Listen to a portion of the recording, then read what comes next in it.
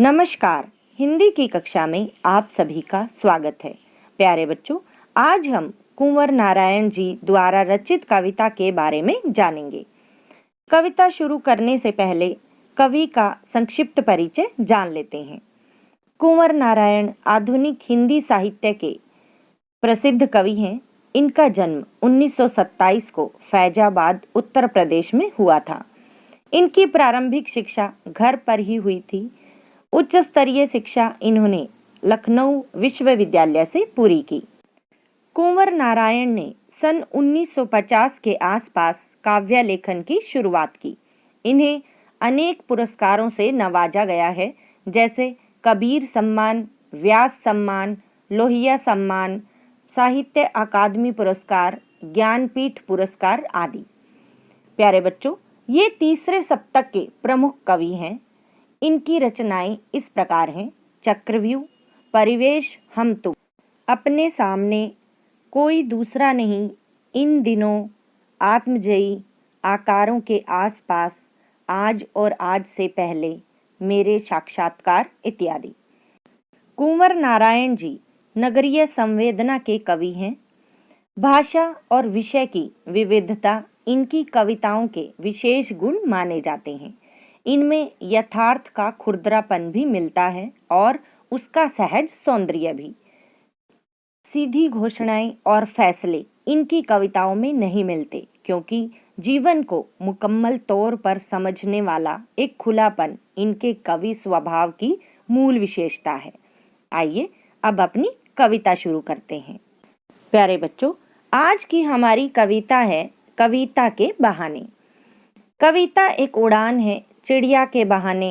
कविता की उड़ान भला चिड़िया क्या जाने, बाहर भीतर, इस घर उस घर, कविता के पंख लगा उड़ने के माने, चिड़िया क्या जाने। प्यारे बच्चों, इस कविता में कवि ने कविता के अस्तित्व से जुड़े कुछ महत्वपूर्ण सवाल उठाए हैं। इस काव्यांश में कवि ने कविता की तुलना चिड़िया की उड़ान से की है। कवि कहते हैं कि कविता भी चिड़िया की तरह उड़ान भरती है। कविता कल्पना की उड़ान है। इसे सिद्ध करने के लिए वह चिड़िया का उदाहरण देते हैं। साथ ही चिड़िया की उड़ान के बारे में भी यह बताते हैं कि चिड़िया की उड़ान सीमित होती है, किंतु कविता की कल्पना का दायरा असीमित होता है। चिड़िया घर के अंदर बाहर या एक घर से दूसरे घर तक ही उड़ती है, परंतु कविता की उड़ान व्यापक होती है। कवि के भावों की कोई सीमा नहीं है। प्यारे बच्चों, कविता घर घर की कहानी कहती है। वह पंख लगाकर हर जगह उड़ सकती है। उसकी उड़ान चिड़िया की उड़ान से कहीं आगे है। अर्थात कवि का मानना है कि रचनात्मक ऊर्जा पर सीमा के बंधन लागू नहीं होते। काव्य सौंदर्य देखिए। कविता में अपार संभावनाओं को प्रकट किया गया है। कवि की कल्पना सीमा रहित हो सकती है। तभी तो कहा जाता है, जहां न पहुंचे रवि वहां पहुंचे कवि। बहाने, जाने माने में तुक होने से कविता के प्रभाव में वृद्धि हुई है। कविता की भाषा सरल, साहित्यिक, खड़ी बोली है। पूरी कविता का मानवीकरण किया गया है। चिड़िया क्या जाने में प्रश्नालंकार है। आगे देखिए। कविता एक खिलना है फूलों के बहाने। कविता का खिलना भला फूल क्या जाने, बाहर भीतर, इस घर उस घर, बिना मुरझाए महकने के माने, फूल क्या जाने। प्यारे बच्चों, कवि इन पंक्तियों में कविता की विकास प्रक्रिया एवं उससे प्राप्त होने वाले आनंद की फूलों के खिलने से तुलना करते हैं।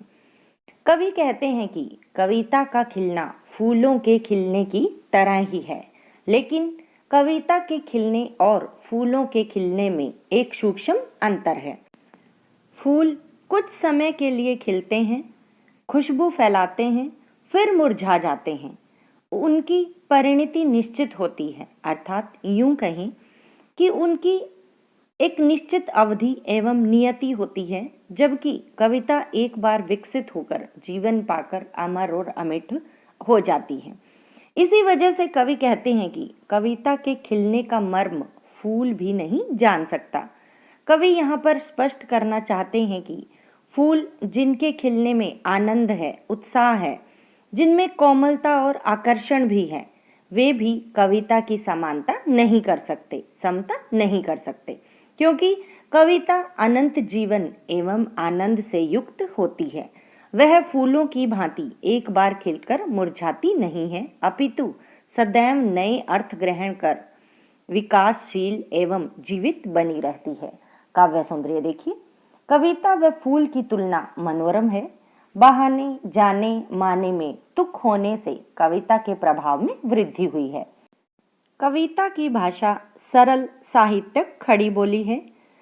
कविता का मानवीकरण किया गया है। फूल क्या जाने में प्रश्नालंकार है।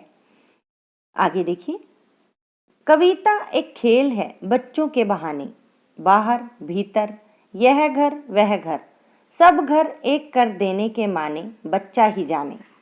प्यारे बच्चों, इन पंक्तियों में कवि बच्चों तथा उनके खेल से कविता की तुलना करते हैं। कवि कहते हैं कि कविता भी बच्चों के खेल के समान है। जिस प्रकार बच्चे कहीं भी किसी भी तरीके से खेलने लगते हैं, उसी प्रकार कवि के लिए कविता शब्दों का खेल है। वह बच्चों के खेल की तरह कहीं भी कभी भी तथा किसी भी स्थान पर प्रकट हो सकती है। वह किसी भी समय अपने भावों को व्यक्त कर सकती है। बच्चों के लिए सभी घर एक समान होते हैं। वे खेलने के समय अपने पराये में कोई भेद नहीं करते। इसी तरह कवि अपने शब्दों से आंतरिक व बाहरी संसार के मनोभावों को रूप प्रदान करता है। कवि बच्चों की तरह बेपरवाह है। कविता पर कोई बंधन लागू नहीं होता। प्यारे बच्चों, कवि यहाँ पर कहने चाहते हैं कि जिस प्रकार बच्चों में भविष्य है, विकास की असीम संभावनाएं और उमंग, उत्साह एवं क्षमताएं हैं, उसी तरह कविता में भी अर्थ की व्यापक संभावनाएं हैं।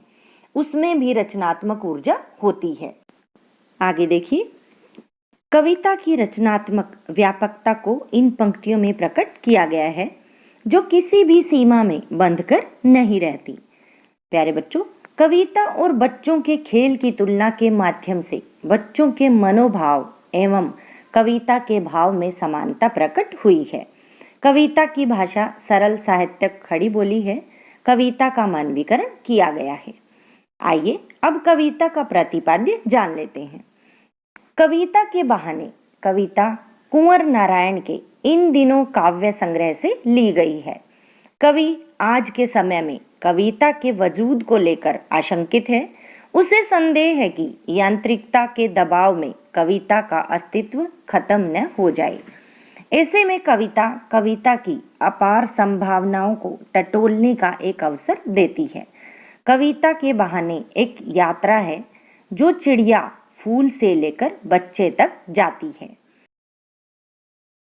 प्यारे बच्चों, कवि कहते हैं कि एक ओर प्रकृति है तो दूसरी ओर भविष्य की ओर कदम बढ़ाता बच्चा। चिड़िया की उड़ान की सीमा है, लेकिन बच्चों के सपने असीम हैं। कविता भी शब्दों का खेल है और शब्दों के इस खेल में जड़, चेतन, अतीत, वर्तमान और भविष्य सभी उपकरण मात्र हैं। कहने का तात्पर्य यह है कि जहाँ कहीं रचनात्मक ऊर्जा होती है, वहाँ सीमाओं के बंधन कमजोर पड़कर टूट जाते हैं। वह चाहे घर, भाषा या समय की ही सीमा क्यों न हो। आज के लिए बस इतना ही। धन्यवाद।